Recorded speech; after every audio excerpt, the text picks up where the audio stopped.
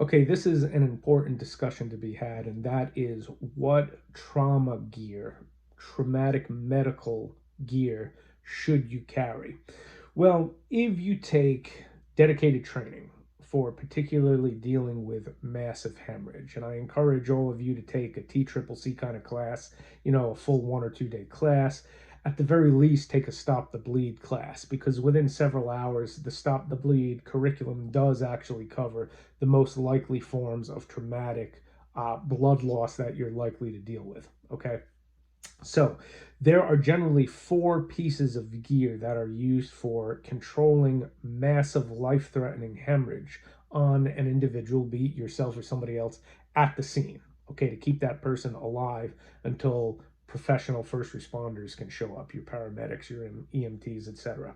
Okay, those four devices are typically the tourniquet, okay, packing gauze, pressure dressings, pressure bandages, and chest seals. Okay. Now, if you have an actual first aid kit, but a trauma kit, not just for, boo boos and stuff, an actual trauma kit in a pack, a backpack, a sling bag, absolutely have all four of those items, at least one of all four of those.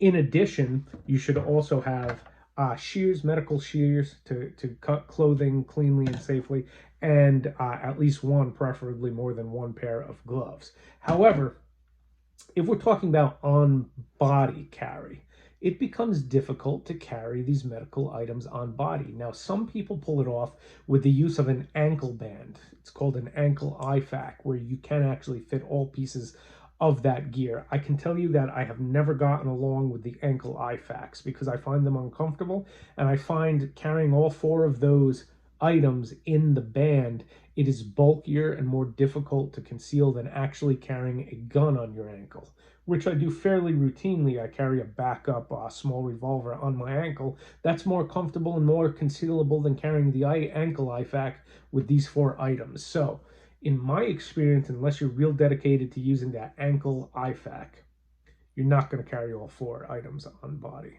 So, what should you have on body? Well, a lot of this tends to be formed for people in personal experience. So I can tell you that in my youth, I grew up in farm country, and I knew firsthand people who had suffered injuries from farm equipment, which is exceedingly dangerous occupation, by the way. Farming is a very dangerous occupation because of the machinery. But people that you knew who had been injured by tractors, the PTO shaft on tractors, different forms of crop cutting tools, chainsaw accidents, circular saw accidents, etc. What did they all have in common? Machines tend to injure the limbs. It's usually a catastrophic bleed on the legs or on the arms. And your go to solution for closing off life threatening arterial bleeding on a limb is the tourniquet. In my opinion, if you carry only one of these four hemorrhage control devices, it should be the tourniquet because more commonly than encountering violence and stab wounds and gunfire, you're going to encounter machine injuries, workplace injuries, on the farm injuries, woodworking injuries, the shop where you work, workplace injuries. Machines tend to injure the limbs. The tourniquet is your go to solution to keep somebody alive who has arterial bleeding from one of the appendages. Okay? So, beyond the tourniquet, though, if you carry any additional items, again, coming back to a realistic approach to how people actually get injured, I think the second obvious choice is packing gauze, which is used to pack lacerations to junctional areas on the body, the neck, under the armpit, the groin, etc., where the thorax of the body meets the limbs, essentially. Okay, you would pack wounds in those areas. And you can improvise packing gauze more easily than you can improvise a tourniquet. That's another reason to make sure you carry a dedicated tourniquet. They are difficult to improvise. and time consuming to improvise. So you can use a t-shirt to pack a wound pretty effectively, but again, it's going to be faster and better to use actual packing gauze, especially the hemostatic packing gauzes, which help the blood clot more quickly than regular gauze. Okay, so for actual on-body carry, these two items are going to address what you're most likely to run into, because again, it's most likely going to be a car accident, a workplace accident, an accident with machinery. Most likely, it's going to be lacerations to the limbs.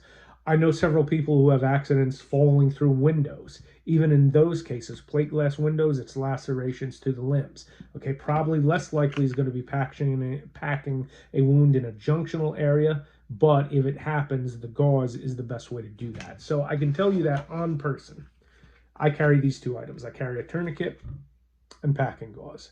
And they're both pretty small. They can fit in pockets or on a minimalist ankle band that's going to hide well, okay, instead of trying to fit all the rest.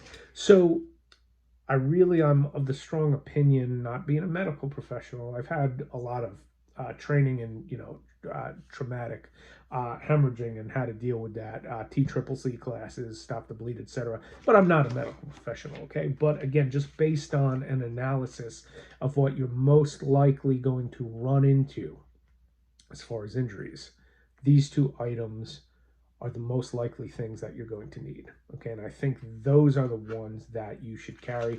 Definitely carry a tourniquet on body all the time. If you can fit a second thing, carry the packing gauze. So moving on to the other things. Chest seals. This is more particular to violence. Okay, stab wounds or gunshot wounds that leave an open wound on the chest cavity that allows air into the lungs, right? That's the idea of chest seals. Well, here's the thing about it.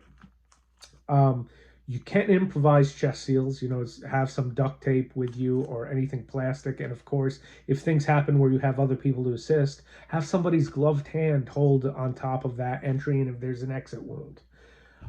If you apply chest seals, you still need to keep an eye on the patient because pneumothorax, tension pneumothorax, those conditions can occur with that open chest wound, but they take some time to occur.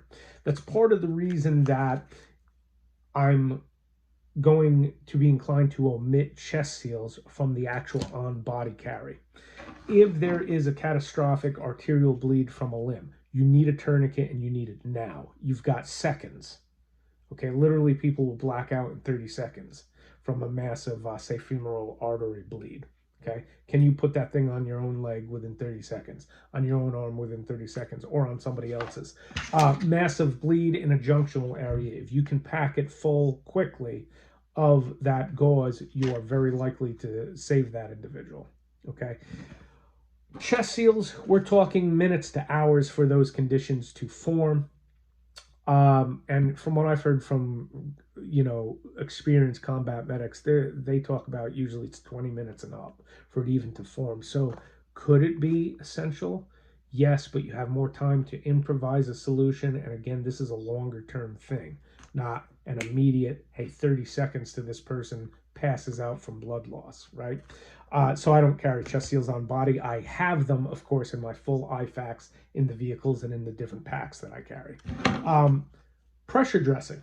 Now, what this is going to do is it's going to hold pressure either on a more superficial wound, not arterial bleeding, or it can be used to hold your packed gauze into a junctional area.